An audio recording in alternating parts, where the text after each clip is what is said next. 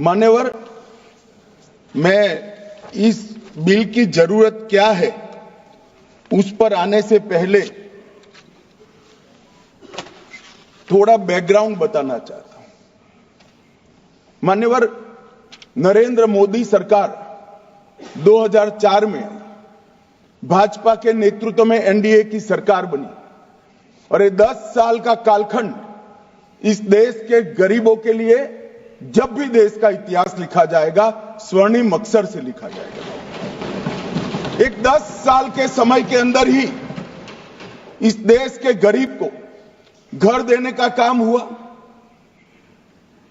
शौचालय देने का काम हुआ, पीने के पानी देने का प्रयास हुआ, 5 किलो अनाज उसको मुफ्त में दिया गया।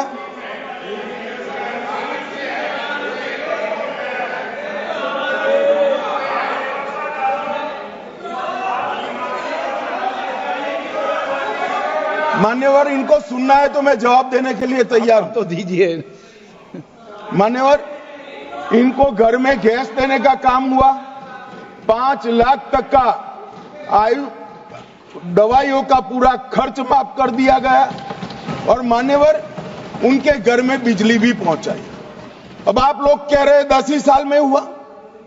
मैं आपको बताना चाहता हूं, नरेंद्र मोदी जी आने के पहले 75 साल में 12 करोड़ गैस के सिलेंडर गरीबों के नहीं, अर्बन एरिया के गरीबों के बहुत छोटी सी संख्या थी और नरेंद्र मोदी जी ने 10 साल में 12 करोड़ बांटे।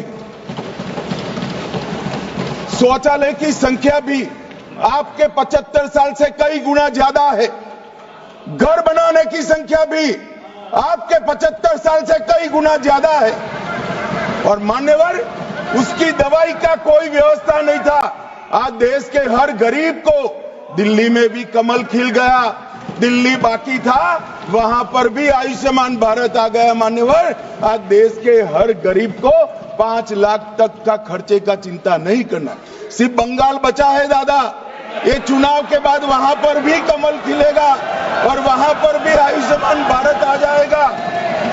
मान्यवर, मैं नहीं बोल रहा था ये बुलवाए, मैं तो सीधा विषय पर जा रहा। मान्यवर, 10 वर्ष में 25 करोड़ लोग गरीबी रेखा के बाहर आए। एक प्रकार से इसको घर मिल गया, घर में बिजली मिल गई, घर में पानी मिल गया, घर में शौचालय मिल गया, घर के ऊपर सोलर पैनल लगने लगा, इसको 5 लाख तक का बीमा मिल गया, 5 किलो अनाज मुफ्त मिल गया। अब गरीब को ये सब मिल तो गया, मगर इसके सामने एक बहुत बड़ी समस्या आ गई। समस्या ये आई मान्यवर कि पहले इसका पूरा जीवन पीढ़ियों तक 365 दिन जिन चीजों के लिए जाता था वो सारी चीजें मोदी जी ने 10 साल में समाप्त कर दी। अब वो क्या करे, उसके लिए तो कोई काम ही नहीं बचा। अब वो गरीब को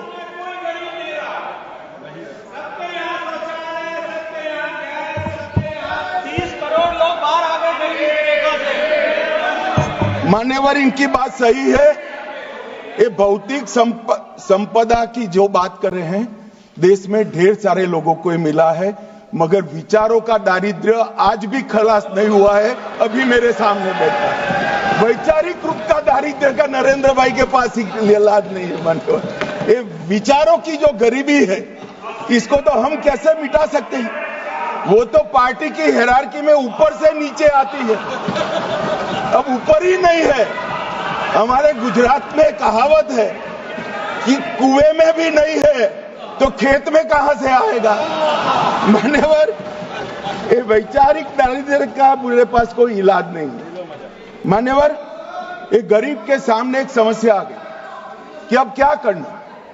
मुफ्त अनाज मिल गया, बिजली का कनेक्शन आ गया, गैस आ, इसके लिए वो संघर्ष कर रहा। अब उसको आगे बढ़ना है, कुछ उद्यम करना है, देश के विकास में अपना योगदान देना है, मगर उसके पास पूंजी नहीं है। बेचारे के पास पूंजी नहीं है। पूंजी नहीं है तो वो कैसे करे? और मान्यवर, पूंजी बगैर के व्यक्ति को उद्यमिता के साथ जोड़ने का एक ही रास्ता है, कोऑपरेटिव सेक्टर, जिसके माध्यम से 100-100 रुपए की पूंजी के मिलाकर करोड़ों लोग साथ में आकर अपना उद्यम कर रहे हैं, सम्मानपूर्वक जी रहे हैं, स्वरोजगार भी प्राप्त कर रहे हैं और स्वरोजगारी के माध्यम से देश के विकास में अपना योगदान भी दे रहे हैं। मान्यवर, ढेर सारे अर्थशास्त्रियों के हिसाब से देश के अर्थतंत्र का एक मानांक जीडीपी है। इसको मैं भी स्वीकार करता हूं। जीडीपी एक बहुत बड़ा मानांक होता है देश के अर्थतंत्र की स्वास्थ्य बताने का, मगर भारत जैसा देश जहां 130 करोड़ की आबादी है, इसके साथ जीडीपी के साथ साथ रोजगारी भी बड़ा माध्यम है। मान्यवर, रोजगारी भी बड़ा माध्यम है और सहकारिता क्षेत्र एकमात्र ऐसा क्षेत्र है जो 130 करोड़ लोगों को स्वरोजगार के माध्यम से देश के विकास के साथ भी जोड़ता है और अपने सम्मान की भी रक्षा कर सकता है। मान्यवर, इसलिए नरेंद्र मोदी जी ने 75 साल से देश का किसान, ग्रामीण व्यक्ति, कोऑपरेटिव लीडर मांग कर रहे थे कि देश की भारत सरकार के अंदर एक कोऑपरेटिव मंत्रालय बने। कोई नहीं सुनता था। मोदी जी ने 3.5 साल पहले कोऑपरेटिव मंत्रालय बना दिया और मान्यवर, कोऑपरेटिव मंत्रालय बनाया, उसके बाद में सहकारिता के विकास की एक नया अध्याय शुरू हुआ। मान्यवर, कोऑपरेटिव मंत्रालय बनाने के बाद देश की 8 लाख सहकारी समितियां हैं, 30 करोड़ लोग इसके सदस्य बने हैं। एक प्रकार से हर परिवार से एक व्यक्ति जुड़ा है। देश में हर 5वां व्यक्ति कोऑपरेटिव से जुड़ा हुआ है और इसके विकास के लिए 75 साल से कोई प्रयास मान्यवर नहीं किया गया था और मान्यवर इसीलिए मोदी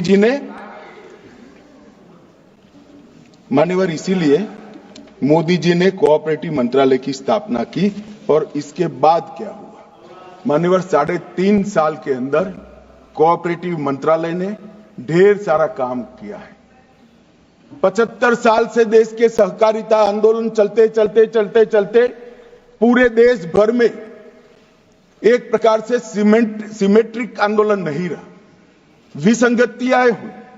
पश्चिम में अच्छा चल रहा था, दक्षिण में अच्छा चल रहा था, मध्य में मध्यम प्रकार का था, उत्तर में निर्बल हो गया, पूर्व में थोड़ा निर्बल हो गया। देश भर में असमान सहकारिता का आंदोलन चल रहा था और इसका विकास करना है तो सबसे पहले गैप्स ढूंढने पड़ेंगे। गैप्स कैसे ढूंढेंगे? कोई डेटाबेस ही नहीं था क्योंकि सहकारिता राज्य का विषय है, तो गैप्स कैसे ढूंढेंगे? हमने सबसे पहला काम किया, सभी राज्य सरकारों को साथ में रखकर सहकारिता का डेटाबेस तैयार किया और मान्यवर 2.5 साल में सहकारिता का पूरा डेटाबेस बन चुका है।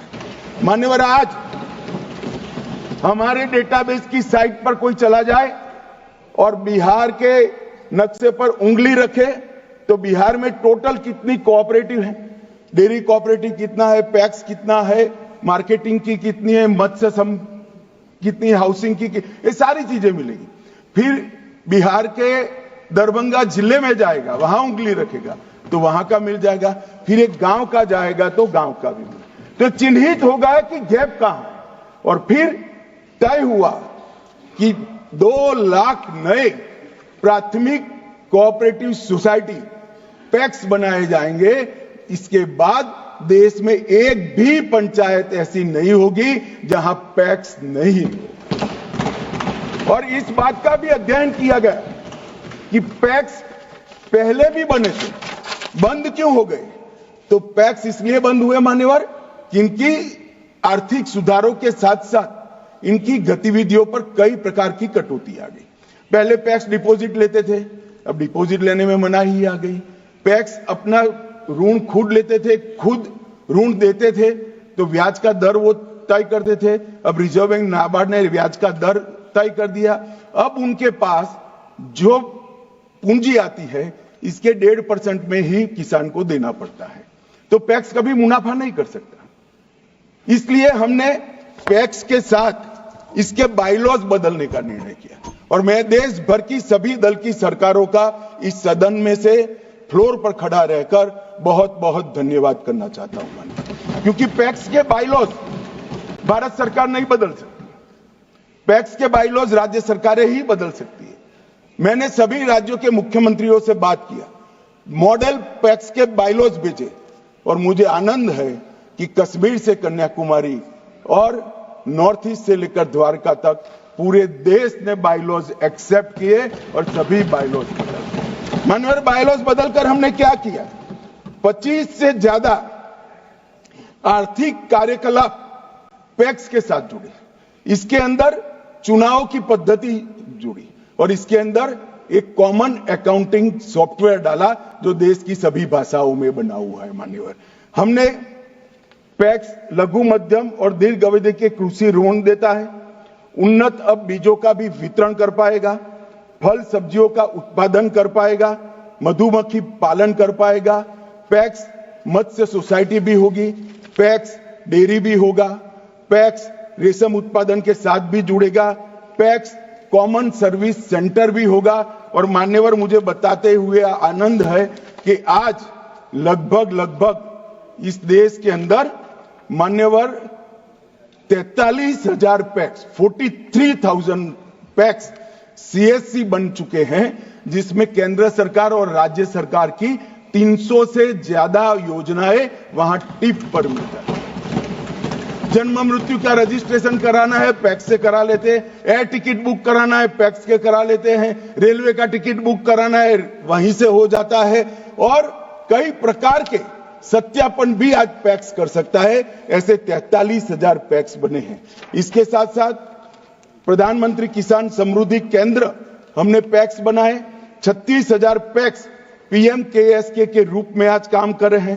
प्रधानमंत्री जन औषधि केंद्र बनाने का भी हमने उसको मौका दिया और आज 4,000 से ज्यादा सोसाइटियां जन औषधि केंद्र बन चुकी हैं। पेट्रोल और डीजल आउटलेट के लिए करा, 400 पैक्स अपना पेट्रोल पंप बना चुके हैं।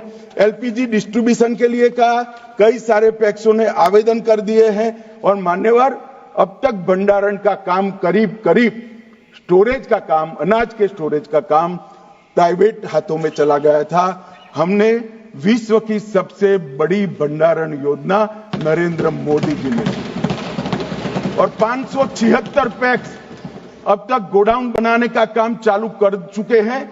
11 पैक्स का गोडाउन समाप्त हो चुका है और पैक्स के माध्यम से ही खरीदा हुआ धान और गेहूं वहीं स्टोरेज होता है और वहीं से हर व्यक्ति को 5 किलो अनाज पहुंचाया जाता है।